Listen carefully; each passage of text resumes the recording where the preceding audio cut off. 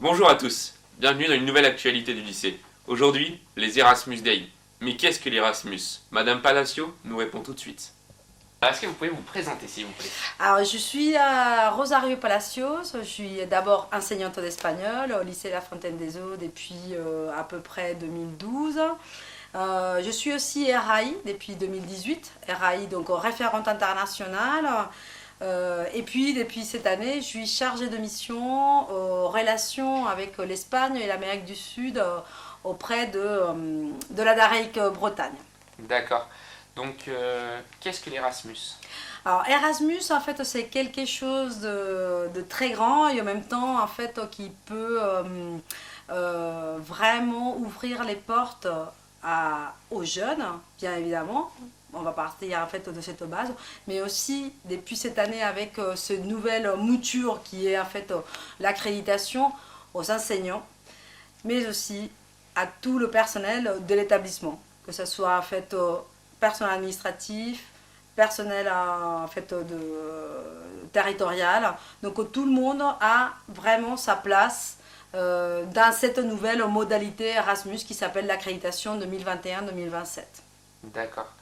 Et du coup, quelle est l'importance de faire ce genre d'événement dans les lycées? Alors c'est important parce qu'on met en fait en avant est-ce que les élèves ont vécu. Des fois en fait c'est des expériences qui sont pour une classe, c'est un événement important, mais je pense que chaque élève peut en fait avoir des expériences tout à fait différentes et cet élève devient pour moi, et puis je pense que pour ceux qui croient en fait en Erasmus+, devient en fait un ambassadeur de l'Europe. Ce qu'il peut apporter, c'est pas juste en fait le voyage, mais ce voyage-là, ça va au-delà de découvrir une ville. C'est aussi aller vers l'autre, aller avoir en fait aussi un sentiment d'appartenance en fait à l'Europe en fait comme continent. Comme structure et c'est aussi en fait un épanouissement de l'élève. Je pense qu'il faut donner l'opportunité à tout le monde, à tous, de pouvoir à un moment donné de sa scolarité, de sa vie, de pouvoir partir échanger et puis se nourrir de ce qui nous apporte les autres. D'accord. Écoutez, merci à vous. Merci. Merci Madame Palacio pour cette interview fort intéressante. Tout de suite, allons rencontrer deux élèves partis en Erasmus, Sohan et Émilie. Alors, est-ce que vous pouvez vous présenter, s'il vous plaît? Je m'appelle Sohan Menac, je suis partie aux États-Unis dans le Dakota du Sud. Je m'appelle Émilie Cotrieux, je suis partie en Irlande, à Galway. D'accord. Donc, qu'est-ce que ça vous a apporté le projet Erasmus? Ça nous a apporté, je pense, de la confiance, enfin, de la confiance en soi, pardon. Et d'avoir un bon niveau en anglais aussi. Ouais, carrément. Et de l'autonomie surtout, je pense. Ouais. Parce que c'est être seul dans un pays où on n'a aucun repère sur rien, donc ouais, de la confiance en soi et de l'autonomie. D'accord. Et est-ce que c'est vous qui avez choisi votre destination? On choisit le pays en gros, donc ouais. Les États-Unis pour moi, mais tu choisis pas l'État ou la ville ou la famille tu vas atterrir, c'est un peu la roulette russe. C'est ça, en fait c'est la famille qui choisit, ouais. Donc pareil pour moi, j'ai choisi l'Irlande. Après l'Irlande c'est beaucoup plus petit que les US, donc t'as ouais, moins... c'est un état c'est ça, là c'est un état, donc c'est quand même beaucoup plus grand. Moi j'étais dans un county, c'est tout petit. Et ouais, pareil, tu choisis le pays, mais tu choisis pas exactement où est-ce que tu vas atterrir, parce que c'est la famille d'accueil qui choisit le correspondant. Donc voilà.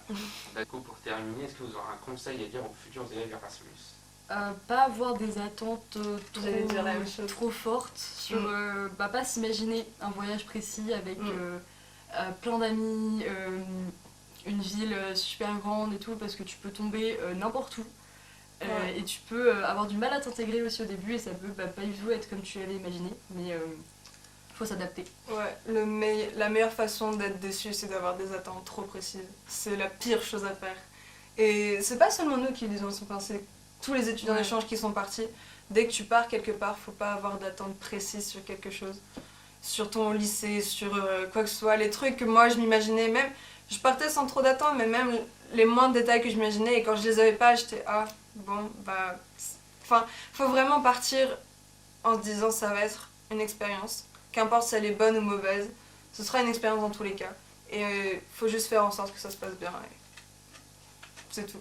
Ok, bah écoutez, merci à vous. Lors des journées Erasmus Day se déroulant jeudi et vendredi de cette semaine, plusieurs événements étaient proposés aux élèves, comme l'intervention de Legend of Europe proposée par la Maison de l'Europe.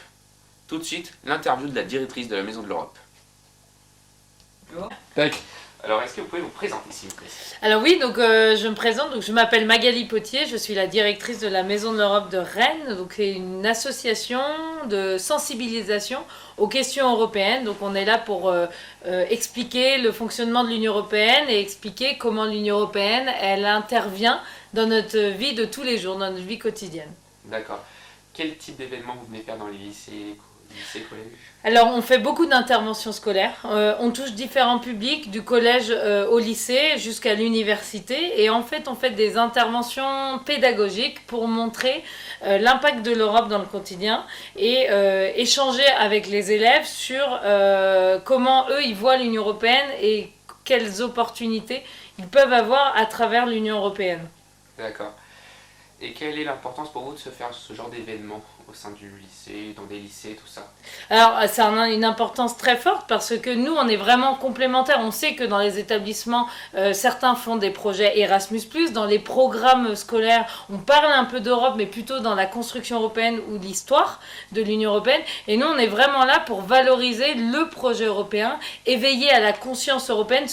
En tant que jeune, on n'a pas forcément... On se sent... Alors, ici, en France, on se sent breton, français, et l'aspect européen n'est pas toujours facile, et nous on veut valoriser ça à travers de l'action concrète.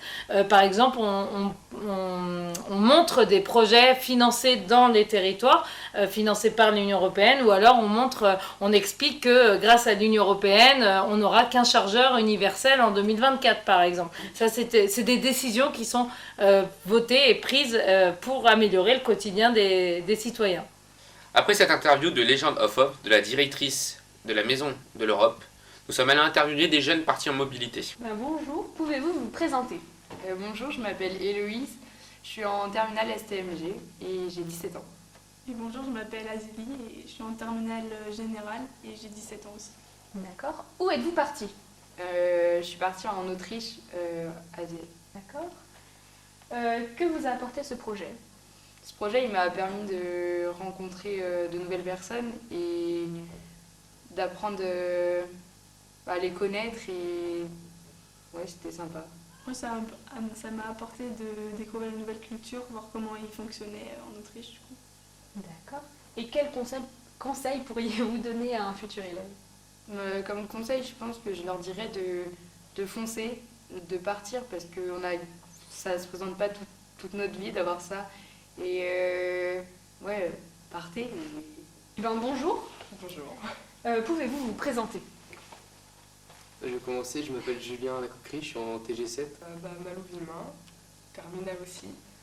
D'accord. Où êtes-vous parti? À l'île de Lanzarote, aux Canaries. C'est à 100 km du Maroc. Et c'était pas trop Au large de l'Afrique. Ok.